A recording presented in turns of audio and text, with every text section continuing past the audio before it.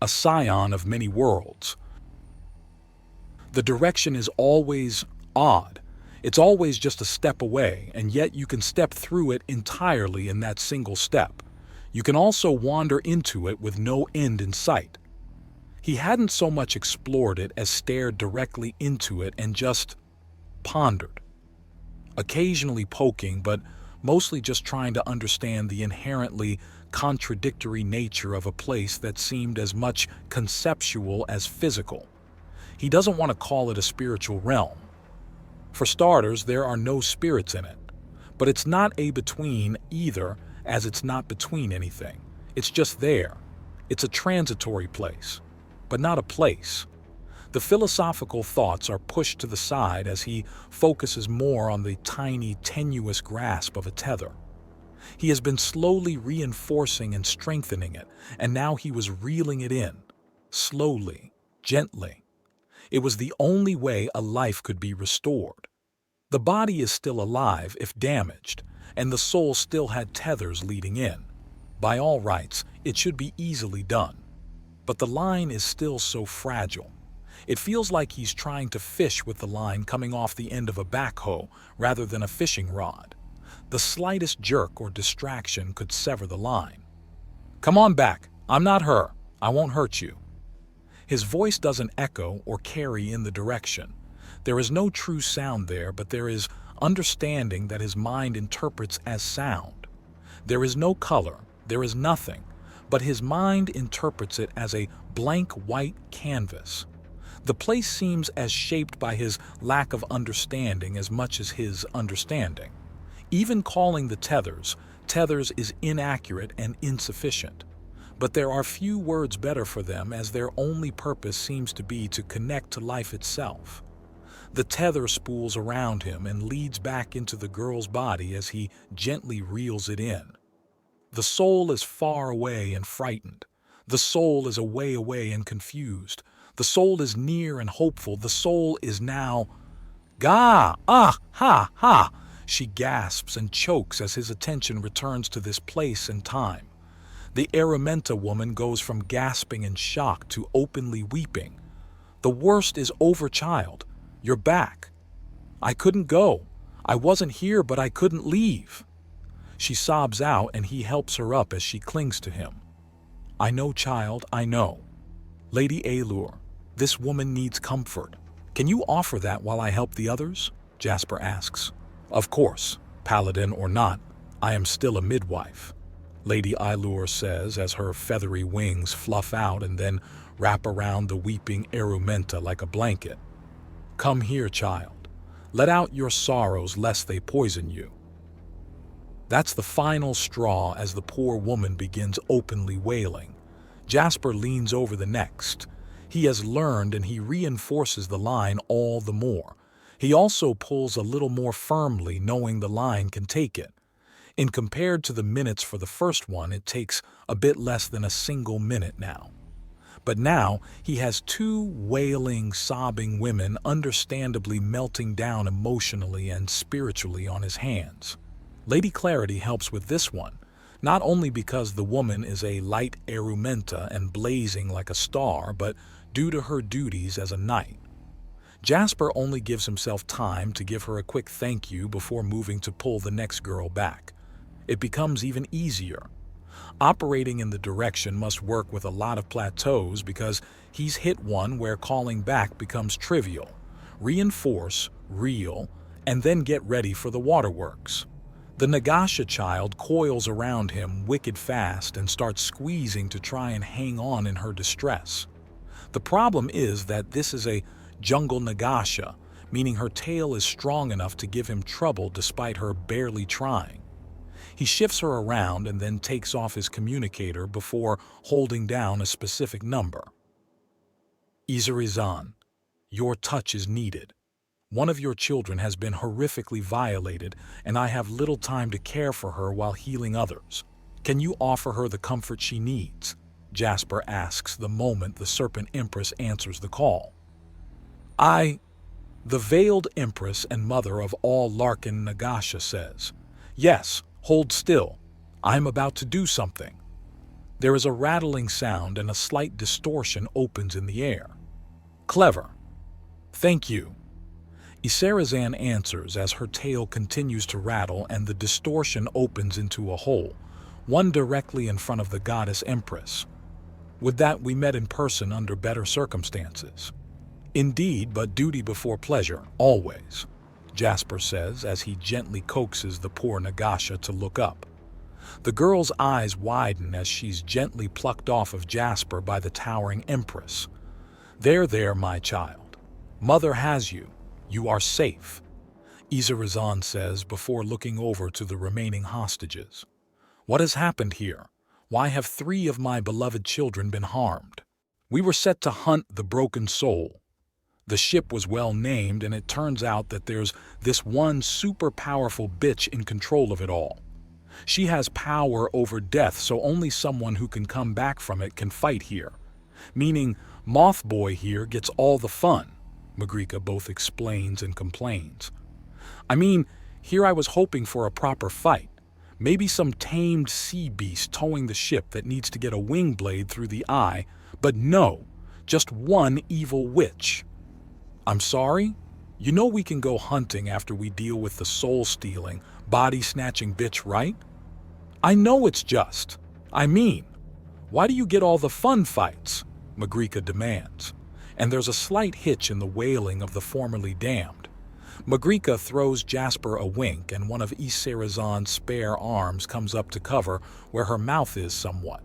So Ham will help? Fine, he can do Ham. Maybe because I'm a big fluffy moth and they think, oh, look at the Earthani, that one's going to be easy to fight. Never you mind that he's 3 times as tall as me and made of raw muscle with jagged knives for fingers and can see all around himself even in pitch darkness, Jasper explains with a comedic roll of his head, and the small amount of helpless giggles following it is a downright balm for the soul. I suppose it's true. You do look like a great big ball of fluff. Big or not, you still look like a sap-sipping poof ball, Magrika continues. How is it that a woman barely past my knee in height is more casually feared and respected than me in a fight? My swords weigh more than you, he complains loudly. And while there's still sniffles and the occasional sob, most of the wailing is done, which means it's time for more. All right, joke's over and we're all feeling a little better, Iseran. I'm going to awaken the 2 remaining Nagasha now. Are you ready? Always, she says, looking over the area. What has happened, though, truly? For context, you need to know that this is very strange to happen. Understand? Jasper says, placing a claw on the forehead of both unconscious Nagasha. One is Cloud Nagasha and the other a Hydro Nagasha. Yes, obviously. To summarize, the strangeness of Lacron allows the manipulation of souls. Normally, there are things in effect that destroy the parts of the soul you use to drag the rest around. I call those pieces tethers. Understand so far? Not really, but it is sensible. How does one manipulate the soul? She asks.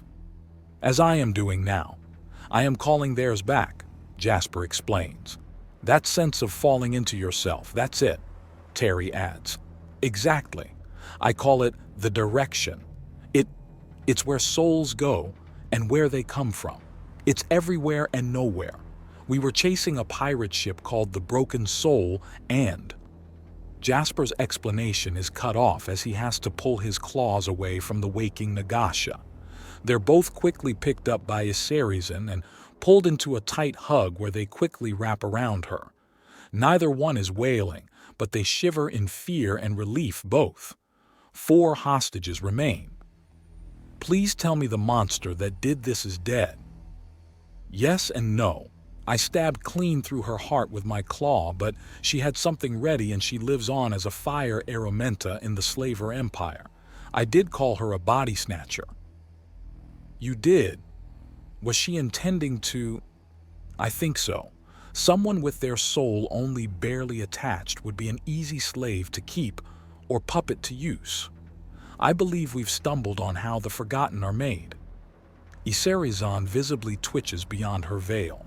She's smothering it well, but the sheer fury erupting from her is impressive. Her axiom markings, the main separation between a primal Nagasha and every other race, are glowing hot and bright, as if she were skin wrapped around a living star and the inner fire was about to break out. I've always detested war. Every loss of my daughters is a tragedy, and war is just a way to get them killed en masse. I will never condone it, but if there's a soul stealer, a body snatcher, a monster like that targeting my children, do we at least have your approval to move an army through your empire so we can start sieging the bitch and cutting off her escape routes? After that, I take the fight to her myself, and Banshee here, another of her victims, destroys her backup. Stop her from coming back when I shove a knife through her heart, Jasper asks with dark eyes. Iseran nods, and he nods back grateful. Reinforcement along the tethers. Reel them in. One a Foza, the other a Metak. This could be bad. Wake up, you two. The nightmare has passed.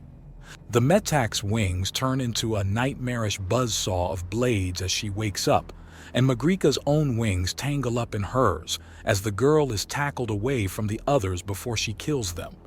The Foza begins to scream in horror, but Banshee is on point and screams back some kind of canceling wave right into her face. Last two, Jorgwa and Lirak. The six are ready, and he reels in the Jorgwa first. She wakes up thrashing as her body contorts to a mass of leathery scales, bones, and brutal claws as she lets out a furious bellow. The six pile on her in moments. Chains of water stop her from thrashing. It's over! It's over! Calm down! You're okay! Lena calls out as they stop her from tearing herself or someone else to pieces, and the shape-shifting alligator woman starts huffing and puffing before withering as she collapses on the beach. Okay? How can anything ever be okay again? She asks as she takes the form of the daughter and buries her face in her hands. My very soul has been sullied. Filth can be washed away. What matters is that you're still here to be saved, like this one is about to be, Jasper says, gently picking up and quickly guiding the soul of the Lirak back. She stiffens and every hair on her body stands on end. Madam, he doesn't get any further as she blurs out of his arms and is running into the island to flee. Of course, because the rest were the easy ones. Allow me to help further. You have rescued 3 of mine from a fate worse than death. I am willing to help them all heal in my own home. All of them. Iseran offers, and Jasper nods in thanks. Thank you. Things are about to move very, very fast. Hunker down. I won't be demanding armies, but I will be sending up the flag for anyone who wants to fight the slavers. I think this world is well and truly a better place without them. I will not argue against it, she says somberly. All right, but before I run into the jungle after a scared squirrel woman, how are the healing comas working out? Has everything gone well? He asks, and she finally has a smile cross her face.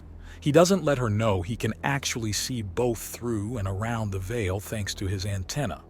I may have overdone it once or twice, but it's hard to stop doing because to see my dear daughters withered and dying return to a freshly hatched state is just adorable.